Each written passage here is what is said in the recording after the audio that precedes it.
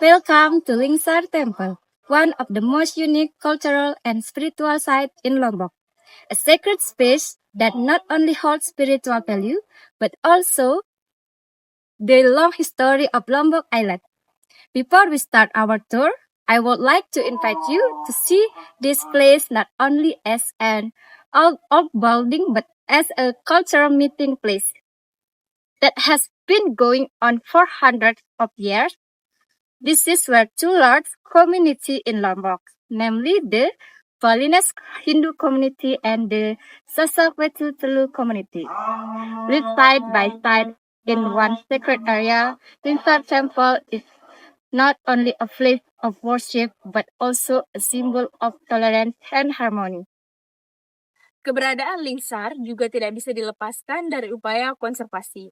Maka, air kemali adalah sumber kehidupan bagi masyarakat sekitar. Oleh karena itu, Pura menjadi pusat gerakan pelestarian lingkungan, terutama dalam menjaga kebersihan mata air, hutan kecil, dan sekitarnya, dan saluran irigasi yang menyambungkan air suci ke sawah-sawah warga. Ritual-ritual tertentu seperti persembahyangan untuk kesuburan secara simbolik mengajarkan masyarakat tentang pentingnya menghormati alam. Nilai itulah diterapkan dalam kebiasaan tidak membuang sampah sembarangan dan menjaga vegetasi hijau di sekitar pura. Seperti pohon manggis dan nagasari, tumbuh dengan kisahnya sendiri. Nagasari melambangkan kejujuran dan kesucian. Pohon-pohon ini tidak boleh ditebang sembarangan. Dalam pembangunan pura ini, terdapat beberapa tokoh yang terlibat, yaitu Raja Karangasem, yang membangun Pura Lingsar, yang kala itu tidak hanya berpikir soal kekuasaan, tetapi juga tentang harmoni. Beliau menyadari bahwa Lombok adalah wilayah dengan latar budaya yang berbeda-beda.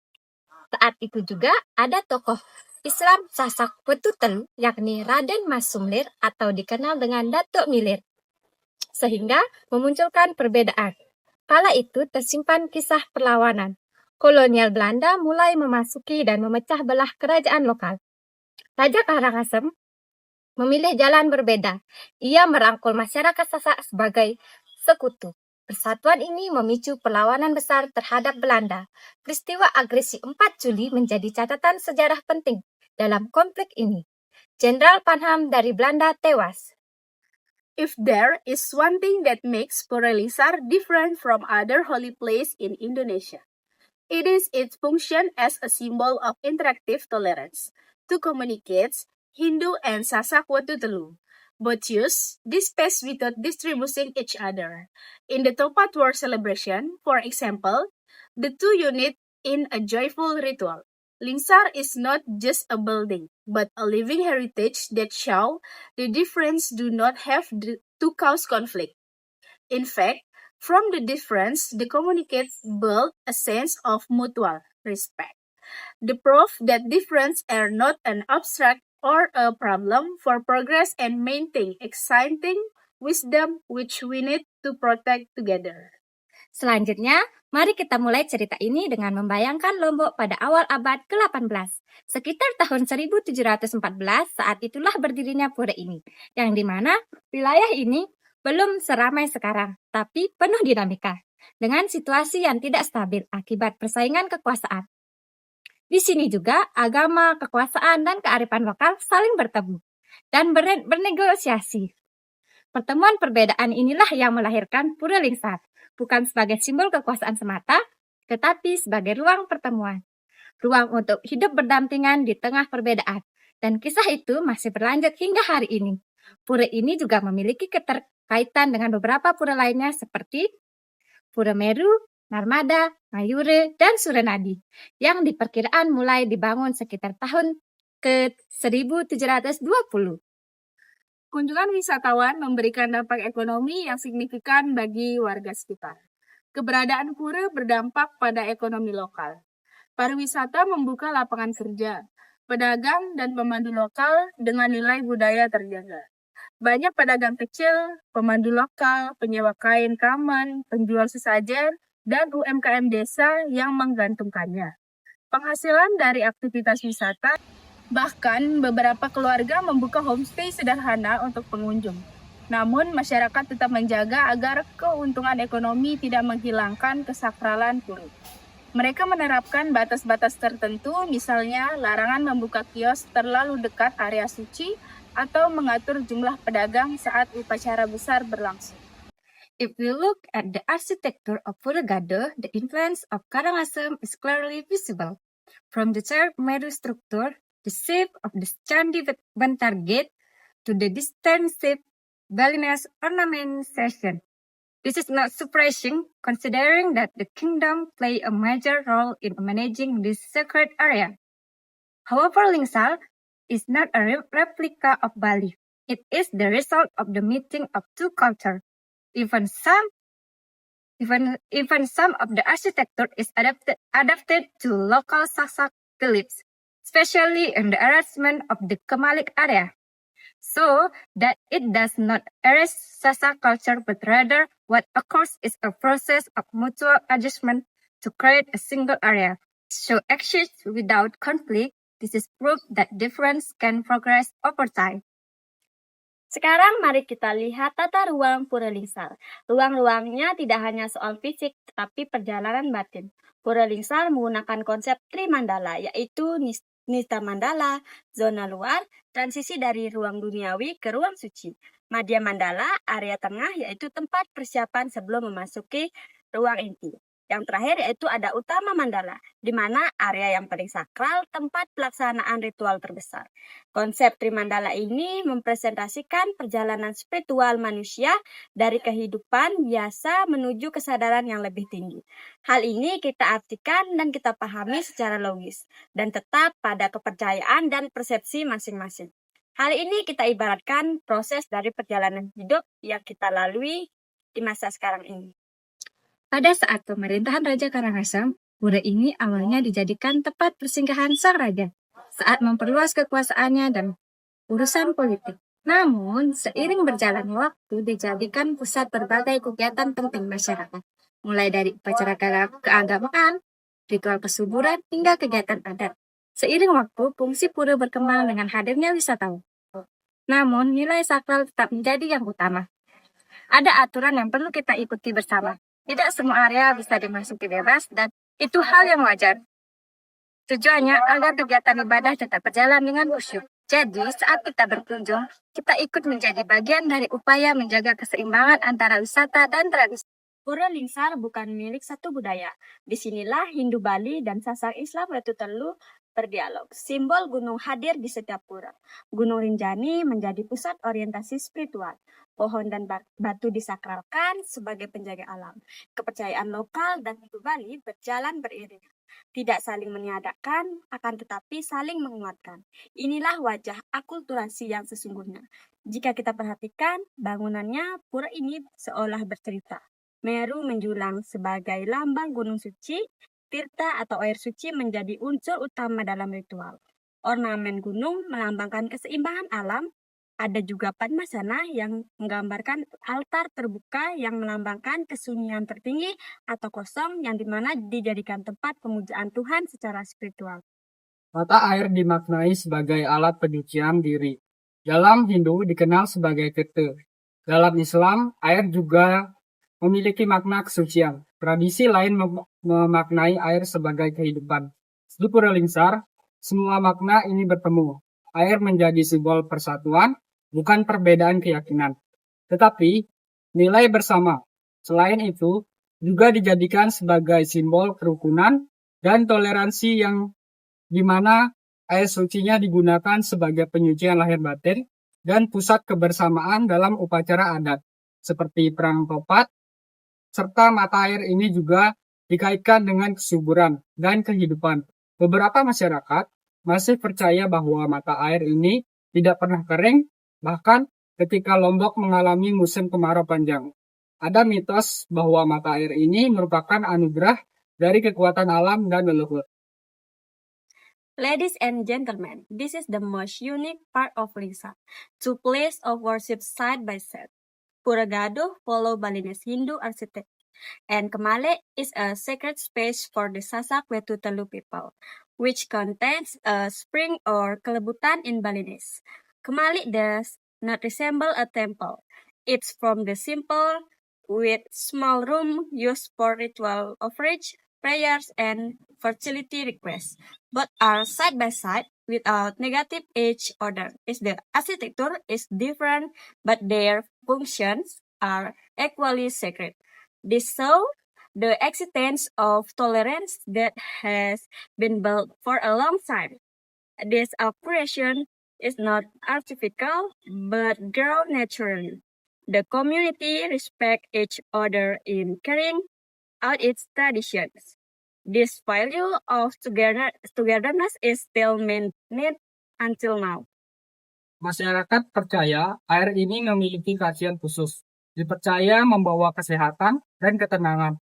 Sehingga banyak masyarakat yang memilih untuk mengistirahatkan sejenak pikiran mereka dikala lelah ke Pura Lingsar.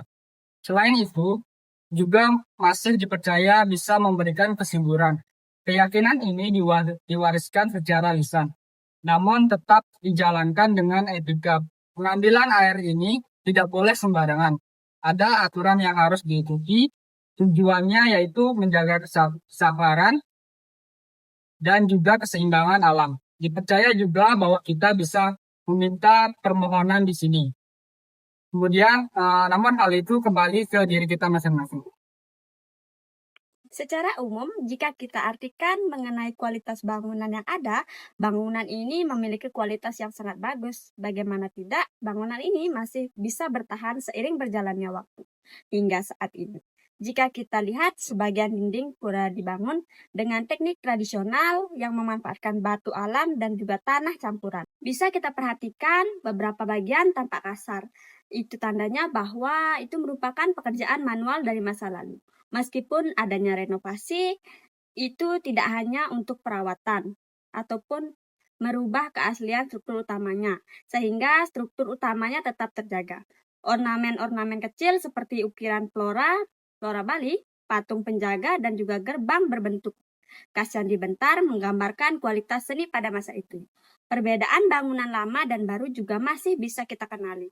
Ini menjadi bukti pentingnya pelestarian warisan budaya. Pengelolaan pura dilakukan bersama pengurus berasal dari Hindu dan juga Sasak. Pemerintah berperan sebagai pendukung, kemudian keputusan diambil melalui musyawarah. Perawatan bangunan dilakukan rutin. Konservasi alam juga diperhatikan. Semua pihak memiliki peran dalam menjaga keberlanjutan pura. Jika kita lihat kondisi Pura Lingsar sekarang, pemeliharaannya tidak hanya dilakukan oleh satu pihak saja. Ada juru kunci, tokoh adat, dan juga pengurus pura Hindu, pemerintah daerah, dan juga bahkan komunitas Banjar yang ikut menjaga keberlangsungannya. Anak Agung yang mengelola pura, Mayura juga ikut ambil dalam pengelolaan Pura Lingsar ini. Beliau ikut mendorong kegiatan yang dilakukan oleh Pura Lingsar, seperti kegiatan odalan. Material bangunan di Pura Lingsar ini didominasi oleh bahan alami, batu alam, bata merah, dan juga kayu yang menjadi unsur utama bangunan. Bagian besar material berasal dari Lombok atau lokal, seperti dari gunung dan bukit-bukit yang ada di sekitar. Pemilihan bahan tidak hanya berdasarkan kekuatan bangunan, ada pertimbangan spiritual dan juga keselarasan dengan alam. Masyarakat percaya setiap bahan yang memiliki energi tersendiri. Karena itu, pura ini terasa menyatu dengan lingkungan sekitar. Namun, hal ini juga tidak menutup kemungkinan adanya bahan bangunan dari wilayah lain. Akan tetapi, bahan yang digunakan didominasi oleh bahan-bahan lokal dari sekitar tempat ini, terutama gunung, bukit, dan lain. Beberapa kegiatan sederhana dilakukan di sini oleh pengunjung. Biasanya mengenakan sarung ataupun kamen dan juga selendang.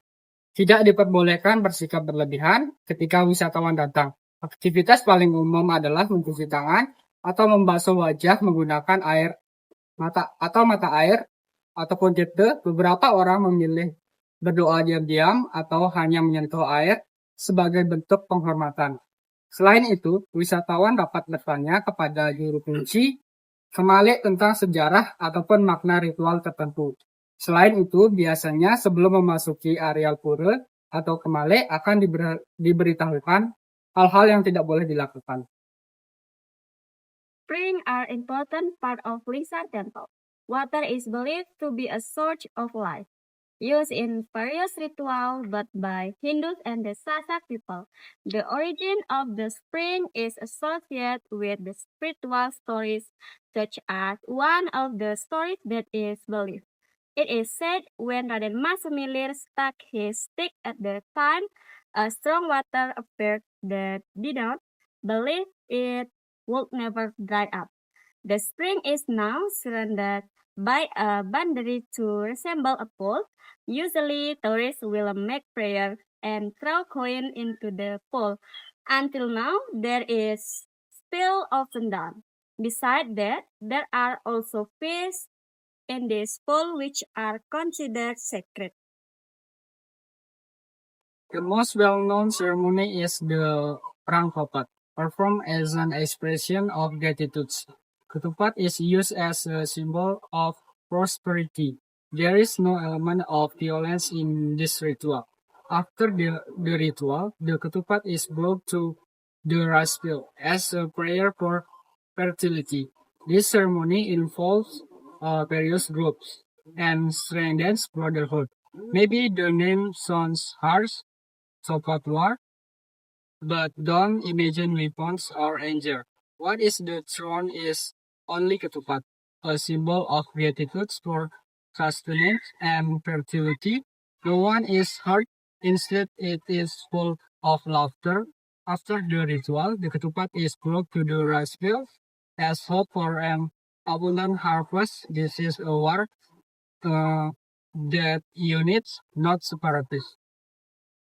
Jika kita melihat perjalanan sejarah, arsitektur, ritus, dan peran sosial Pura Linsar, ada satu pesan besar yang dapat kita ambil, yaitu bahwa tempat suci ini adalah simbol keharmonisan manusia dengan Tuhan, alam, dan sesamanya. Pura Linsar berdiri bukan hanya sebagai bangunan keagamaan, tetapi sebagai ruang yang mengajarkan masyarakat Lombok untuk hidup dalam keberagaman. Mata airnya mengingatkan kita bahwa kehidupan berawal dari alam dan tugas kita untuk melestarikannya. Akulturasi budaya yang terjadi di komplek ini menegaskan bahwa dua tradisi berbeda dapat saling melengkapi, bukan saling meniadakan. Dalam konteks modern, Lingsar adalah inspirasi bahwa kerukunan antar umat, pelestarian lingkungan, dan kekuatan budaya lokal dapat berjalan. Tourist visits have a significant economic impact on local residents. The existence of temple impact the local economy. Tourism creates jobs for local traders and guides, while maintaining cultural value. Many small traders, local guides, common cloth ranchers, offering sellers and village MSMEs depends on tourism for their income. Some families even often simple homestays for visitors.